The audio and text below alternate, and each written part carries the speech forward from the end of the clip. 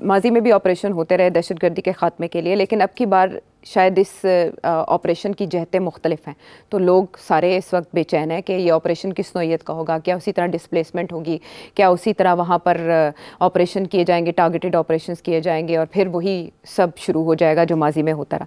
तो यकदम सिट साहब, इस ऑपरेशन के ऐलान की वजह क्या हो सकती है और इस पर किसी को एतमाद में ना लेना क्या ज़ाहिर करता है? दोनों सवाल बड़े रेलिवेंट हैं। देखिए, पहले का तो मैंने आधा जवाब तो दे ही दिया कि चाइना के कहने के ऊपर ये किया जा रहा है, क्योंकि चाइना को रीअश्योरेंस मांग रहा है। अच्छा। देखिए, चाइना की बहुत बड़ी इमदाद आ रही है आपको, पहले भी है और भी वो देना चाह रहे हैं, मगर कुछ कंडीशंस हैं उनकी भी कि भाई कम से कम साढ़े बंदे तो ना मारी जाओ। हाँ जी, तुसी पैसे भी मंगते हो, पैसे वापस भी नहीं करते हो, तू साढ़े बंदे मार देंगे हो, वो खुदा दा खौफ करो। तो ये फिर हमारी तरफ से एक इशारा है कि no we are going to do something. अच्छा, अब बात ये है कि वाई ये पहले क्यों नहीं किया गया? क्या इंतज़ार थी कि चाइना आके आपको कहे तो फिर आप ये करेंगे? तो फिर इसके साथ ये एक शक पड़ता है कि ये आप ड्रामा करते हैं। अच्छा, आप जब करना होता है अपने लिए, क्योंकि आपकी अपनी मईशत के लिए ज़रूरी है ख़त्म हो टेररिज्म, आपकी फॉरेन पॉलिसी चाहिए उसको कि ये ख़त्म करे टेररिज्म, वैसे ही इन्वेस्टमेंट नहीं आएगी जहाँ इतनी टेररिज्म होगी, तो आप वैसे ही आपको करना चाहिए, मगर आप करते कुछ नहीं। अब जब चाइना ने कहा तो आपने अनाउंस कर दिया है, ठीक है। तो अब उसके यही तो प्रॉब्लम बना है ना कि ये पहले भी अनाउंस हो सकता था, पहली बात। दूसरी बात ये है कि क्या अनाउंस करने के साथ इकदाम किए जाते हैं? उसके बगैर भी तो अनाउंसमेंट के बगैर भी तो इकदाम किए जा सकते हैं ना। ये जो पहली बात तो ये है कि आयशा, इन्होंने किसी को कॉन्फिडेंस में नहीं लिया कि हम किस किस्म के इकदाम करने क्या करेंगे, क्या है अभी तक किसी को नहीं पता कि ये जो नया प्रोजेक्ट है इनका, ऑपरेशन है, इसमें होगा क्या होगा। इसीलिए ऑपोजिशन ने शोर डाल दिया कि जी करेंगे क्या, आप बताएं तो सही, क्या फौज भेज रहे हैं अंदर या कोई और किस्म की ऑपरेशन होगा, ये जो पहले नहीं हुआ, कोई नई बात होने जा रही है या पुरानी बातें होने जा रही हैं?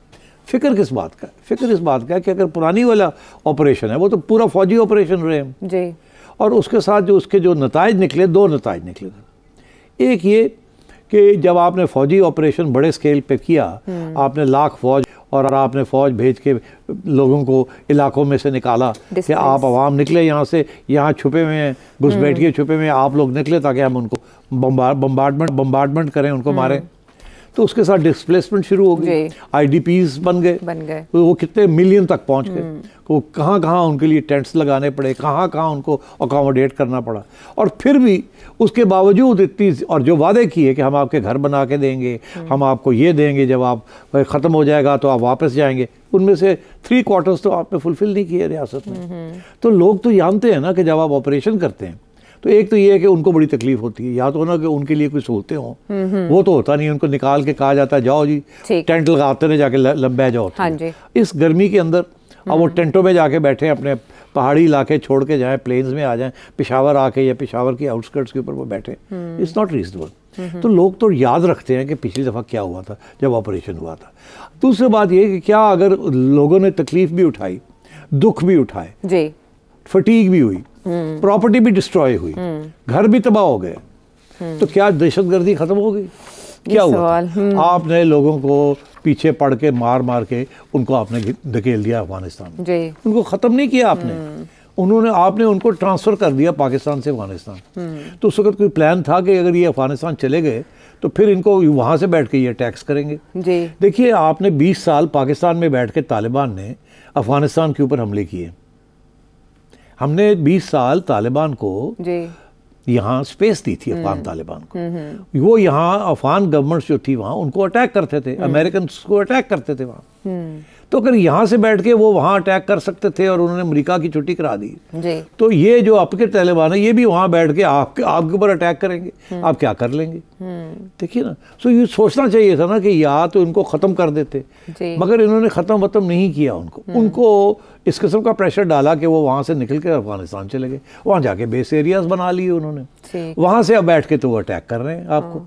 और आपने जिन लोगों को 20 साल सपोर्ट किया था, तालिबान जी, और आपने इमरान खान साहब ने जिनको ये भी कहा था कि उन्होंने स्लेवरी गुलामी खत्म कर दी है उनको इतनी, और सबसे पहले आप से तैयार हो गए थे उसको रिकग्नाइज करने के लिए, ठीक। और ये अभी नहीं, आपने 2 दफ़ा पहले भी तालिबान हुकूमत को 1997 में आपने, you were the first to recognise them, जब आपने बुला के तालिबान को हेल्प करके और नॉर्दर्न अलायंस और बाकी जो वहाँ गवर्नमेंट थी उनको छुट्टी कराई थी और तालिबान की हुकूमत बनाई थी। फिर जब अमेरिका ने बमबारी की 2000 में, 2001 में, तो आपने तालिबान 99-2000 में, तो आपने तालिबान इधर आ गए तोरा बोरा क्रॉस करके और आपने उनको बैठा दिया। और जब अमेरिका और बुश कहता रह गया कि इनको मारो मारो मारो, आपने कहा हाँ हाँ कर रहे हैं, और किया कुछ नहीं, और वो बढ़ते गए तालिबान। इवेंचुअली यहाँ से उन्होंने फिर अटैक्स करने शुरू कर दिए अक्रॉस द बॉर्डर। तो आपने तो क्या नहीं, सब कुछ किया तालिबान की हेल्प करने के लिए। तो फिर क्या बात है कि तालिबान आपकी हेल्प करने के लिए तैयार नहीं है? अफगान तालिबान वो कहते हैं कि ये पाकिस्तानी तालिबान यहाँ आए हुए हैं, हमारे मेहमान हैं। ये वही पोजीशन वो ले रहे हैं जो कि उन्होंने उसामा बिन लादेन के ऊपर ली थी। जब उसामा बिन लादेन चला गया था और अफगानिस्तान में जाके बैठ गया था और 9/11 हुआ, तो अमेरिका ने पाकिस्तान को ये कहा था कि आप मुल्ला उमर को कहें, जो कि उस वक्त तालिबान के हेड थे अफगानिस्तान में, कि इसको छोड़ दे, हमें हैंड ओवर कर दे। तो मुल्ला उमर ने तैयारी हो गई थी कि चलो हम देखते हैं क्या करते हैं। उन्होंने ये सोचा था इसको किसी और मुल्क भेज देते हैं। अच्छा। मगर हमारे यहाँ से लोग गए, हमारे लोग गए यहाँ से इंटेलिजेंस एजेंसियों के, और उन्होंने जाके तालिबान की हुकूमत को कहा, मुल्ला उमर को कहा कि ना ना ना ना ना, इन्हों ना छोड़ना, इन्होंने रहने दो इत्थे। अच्छा। ये अमेरिका को बिल्कुल आंखें दिखाएं आप। अच्छा। तो हमने अमेरिका को, हम ये कह रहे थे कि हम तो कह रहे हैं उनको कि निकाल दें इसको, उनको हम कह रहे थे मत निकालेंगे। तो अब बात यह कि कोई यकीन नहीं करता इन बातों नहीं करता।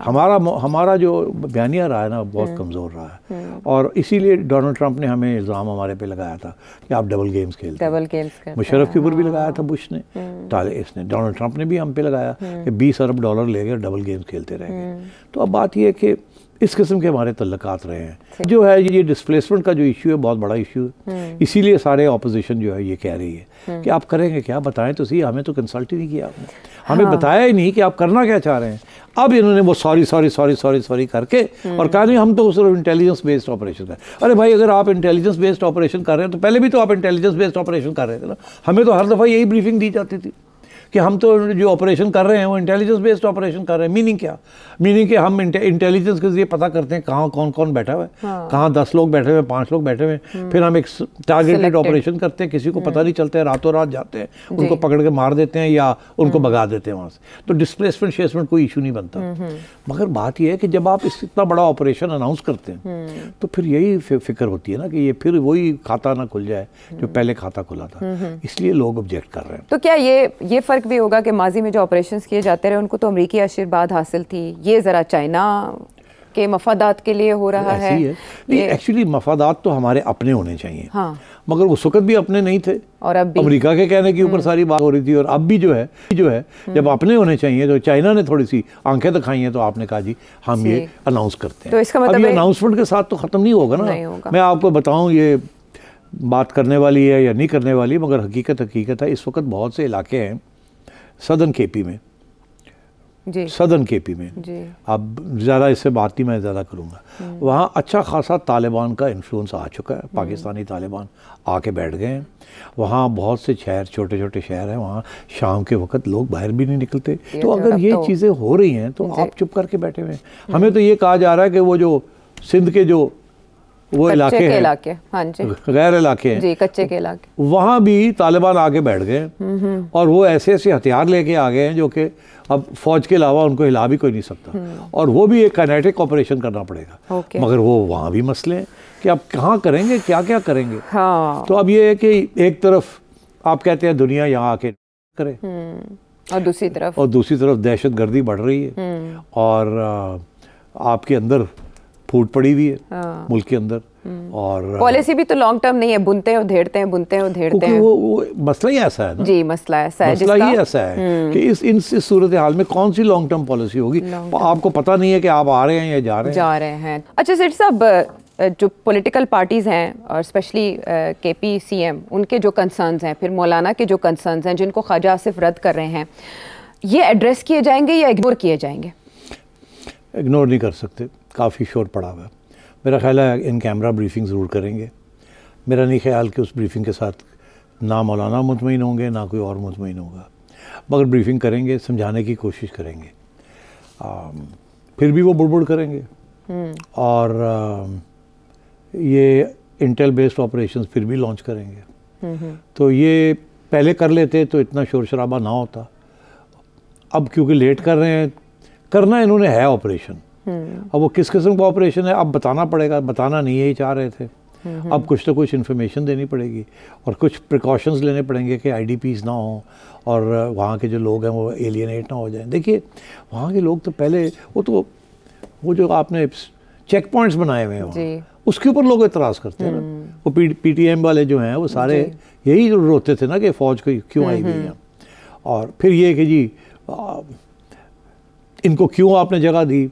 जो तनकीद होती है जनरल फैज़ के ऊपर कि आप तो कहते थे मसले हल हो गए और आपने तो इनको वापस जगह दे दी है, यही है ना। अब उसकी कौन जिम्मेदारी लेगा? ये गवर्नमेंट या ये एस्टेब्लिशमेंट तो जिम्मेदारी नहीं ले रही उसकी। और जिन लोगों ने ये किया है वो तो जा चुके हैं या जेल में है, या जेल में है। हालांकि ख्वाजा आसिफ ने कहा था वो करारदाद लेकर आएंगे इस मामले के ऊपर। याद है अब इमरान खान का तो वही पॉइंट ऑफ व्यू है, वो पहले वाला ही पॉइंट ऑफ व्यू है। अभी भी उन्होंने जो आज स्टेटमेंट रिलीज किया है उनके नाम के ऊपर, उसके अंदर भी वही बात कर रहे हैं जो उस वक्त करते थे। तो बात यह है कि इस सोसाइटी के अंदर बड़ी डिवीजन हुई हुई है और लोग इस वक्त पाकिस्तान का कम सोचते हैं और अपनी अपनी पॉलिटिक्स का ज़्यादा, अपने मफादात का ज़्यादा।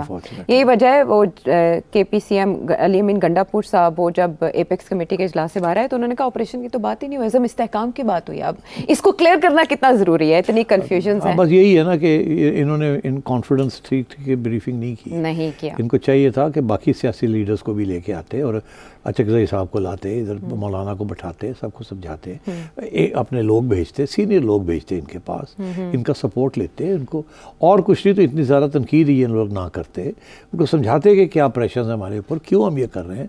ये रीजनेबल लोग हैं, ये एंटी पाकिस्तान लोग नहीं हैं, मगर आप जिस तरीके से उनको ट्रीट करते हैं वो ऐसे लगता है कि आप उनको दुश्मन समझते हैं या आप समझते हैं आपकी तो हैसियत क्या है, आपको हम क्यों मिलें। ऐसी बात नहीं होनी चाहिए।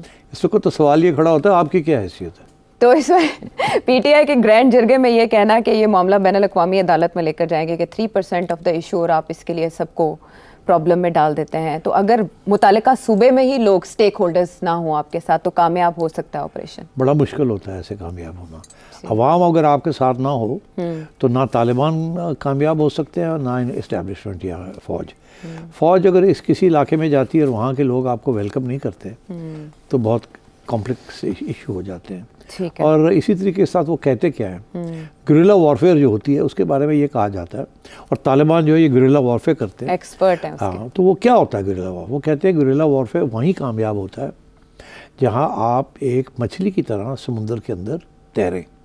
समुंदर मछली का घर है, मछली समुद्र में तैरती है, अगर वो ज़मीन पे आ जाए तो मर जाती है। तो गुरिल्ला वॉरफेयर वहीं कामयाब होता है जहाँ आवाम आपके साथ हो, क्योंकि आवाम समंदर है ना।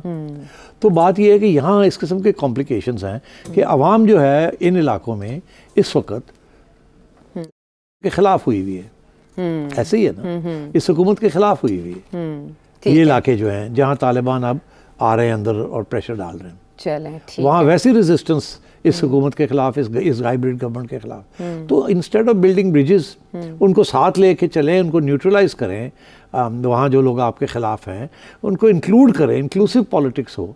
यहाँ तो पॉलिटिक्स ऑफ एक्सक्लूसिविटी हो रही है। तो ये सारे जो मामले हैं आप, मगर अनफॉर्चुनेटली ये दो हाथ से ताली बजती है। उधर खान साहब जो हैं वो भी एक्सक्लूसिव किस्म की पॉलिटिक्स करना चाह रहे हैं, यहाँ जो गवर्नमेंट एंड उनके जो सपोर्टर्स हैं वो भी एक्सक्लूसिव करना चाह रहे हैं। उधर राना सनाउल्लाह साहब कह रहे हैं हम इसको जेल में रखेंगे और बात नहीं करेंगे खान साहब के साथ। उधर खान साहब कहते हैं हम तो इन्हीं के साथ, एस्टैब्लिशमेंट के साथ बात करेंगे, इन जॉनीज़ के साथ तो हम करेंगे। तो डायरेक्शन समझ नहीं आ रही और सभी मुखालिफ डायरेक्शंस में जा रहे हैं, तो फिर मंजिल किस तरफ आएगी ये किसी को नहीं मालूम। जो पहलू सेठी साहब ने पॉइंट आउट किए वो तो इस बात के मुताबिक सियासी जमातों का ये मुतालबा सुना जाए कि पार्लियामेंट में ला के ये मामला डिस्कस किया जाए ताकि सवाल भी किए जा सके और उनके जवाब भी मिले।